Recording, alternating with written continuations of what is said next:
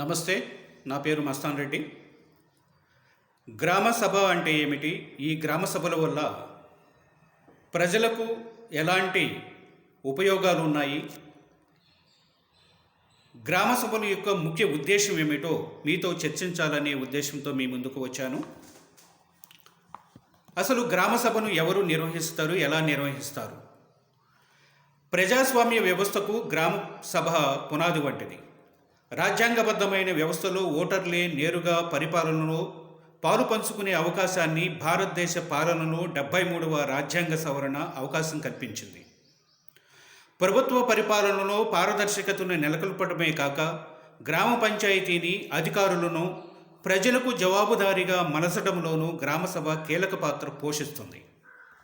అంతేకాక ప్రజా సమస్యల పరిష్కారానికి, ప్రజల అవసరాల గుర్తింపుకు, అందుబాటులో ఉన్న వనరులను సమర్థవంతంగా నిరుపేదలకు లబ్ధి చేకూరే విధంగా ప్రత్యక్ష ప్రజాస్వామ్య విధానంలో ఆయా భాగస్వామ్య ప్రణాళికలను తయారు చేయడంలోనూ గ్రామసభ కీలకమైన మరియు నిర్మాణాత్మక పాత్ర పోషిస్తుంది.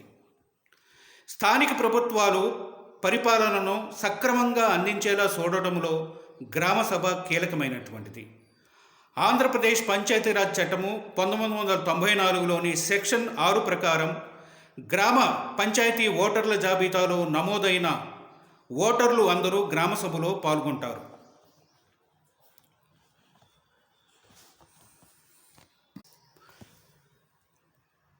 గ్రామ పంచాయతీ సరిహద్దుల లోపల సభ్యులందరూ కూర్చునే అనువైన ప్రదేశంలో గ్రామసభ సమావేశం జరగాలి. గ్రామ పంచాయతీలో అనేక గ్రామాలు ఉంటే వరుసగా ఒక్కొక్క గ్రామంలోనూ గ్రామసభ సమావేశం జరపవచ్చు. సూర్యోదయం తర్వాత సూర్యాస్తమయం ముందు ఎప్పుడైనా సమావేశం నిర్వహించవచ్చు.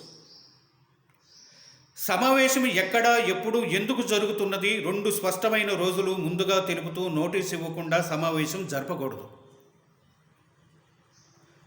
గ్రామంలో దండోరా వేయించడం ద్వారా, గ్రామంలో 3 ముఖ్యమైన కూడళ్లలో నోటీసులు అందించడం ద్వారా, గ్రామ పంచాయతీ నోటీస్ బోర్డుపై నోటీసులు అందించడం ద్వారా, ఐఈసీ కార్యక్రమాల ద్వారా, గ్రామ సభ్యులలో 10% కానీ 50 మంది కానీ వ్రాతపూర్వకంగా అభ్యర్థించినప్పుడు కానీ గ్రామ సభలు నిర్వహించవలసిందే.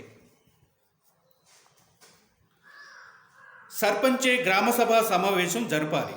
అయితే సభ్యులట్టి సమావేశం ఎప్పుడు, ఎందుకు జరపాలో తెలియపరచాలి. అట్టి అభ్యర్థనను ఆఫీస్ పనిచేయు వేళల్లో